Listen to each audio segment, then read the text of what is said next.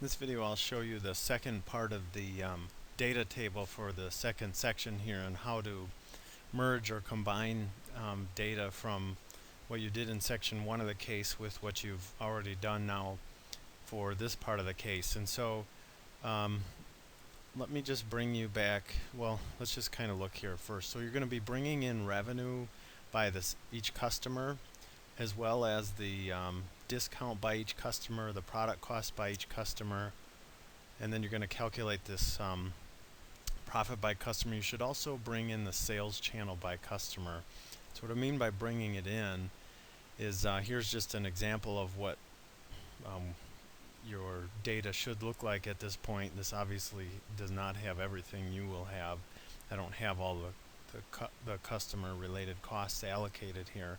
But I guess you don't need to bring in the sales channel. So we've got the data from this current worksheet that I give you, but I want you to now be able to bring in, you'll notice that it doesn't have any revenue, it doesn't have any discount costs, it doesn't have any of those things that we need in order to correctly calculate this new true real profit. And so you're going to have to pull in items from the prior portion of the teaching case. So what I have here is the pivot table that you completed as part 1 in section 1 of this case, and you'll notice it has all the customers and then the marketing costs and those sorts of things. I don't have the revenue in here, but we can just assume that yours has the revenue and all the right items listed in the columns. And the problem is we need to merge this data table with this set of data, and that's a problem in Excel. Excel's probably really not meant for this, combining and merging data. You would maybe want to rely on a database for that. However, there are some functions that Excel has recently added to its most recent version of Excel, and that is called the Power Pivot. You can see it's right here. And the Power Pivot would allow us to merge we could build a data model and bring two sets of data together like we're trying to do here, but that's really beyond the scope of this project, and it gets more complicated, and I'm trying to keep this simple. And what you'll find in business is oftentimes we're not, and I'm maybe even showing you some bad habits here, but there are other ways to get around things. We call them workarounds, and we're kind of short-circuiting the system or bringing data in maybe not the way Excel is meant to be, and so we might have data integrity issues if we do that, but regardless, I'm going to show you a shortcut, a way around it. One thing that you have to be really careful of is because we're basically going to be cutting and pasting data from this pivot table, and so we're cutting it from that one and pasting it right in here. So you got to have these cells lined up exactly, and they got to be perfect. So what I mean by that is you'll notice here we have all our customers, but the way they are sorted right now is based off of, it looks like maybe even sales channel is the way we're sorting.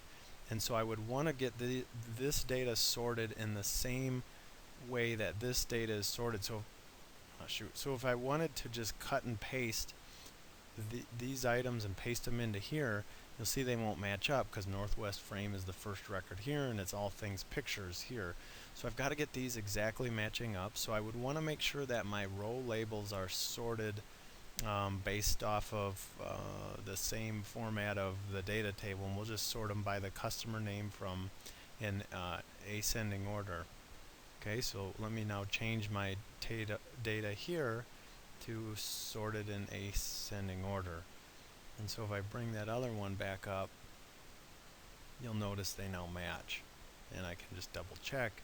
I don't know if you can see the numbers along here, but I have total records of 80, and I just double check to make sure I have 80 records here, and I don't. That's because I start at 80, I start at 4 and I end at 82. I could do a count function here. Maybe I should do that to just show you. I can just highlight all of these, and you probably can't see that because it's off the screen. There are 79 records, and in here I want to make sure there are 79 so the data matches up.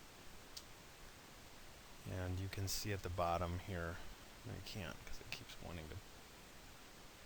I don't know how to get that. You can see at the bottom it says 79 in the same area.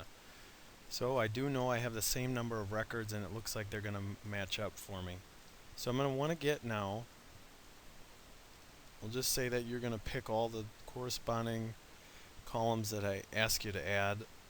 I'll just pick one or two, I guess. I could pick two. I'm gonna highlight these, and I'm gonna highlight all the way down to the bottom. I can hit page down holding the shift key, or end down would do the same thing. And so I've highlighted all these numbers. I can simply copy and paste them now. So I'm gonna right click, copy. I'm gonna go over to here, my data table, and I'm going to add them in. We'll just add them in at the end. So I can right click and paste, or hit Control V if you know the shortcuts. The problem with just pasting is you got all these options. I would just paste special with the values, and it brings the values in, makes them part of the data table. Now you'll notice I have bad headings here. I would want to label these correctly. I don't remember what they were, maybe advertising discount or something.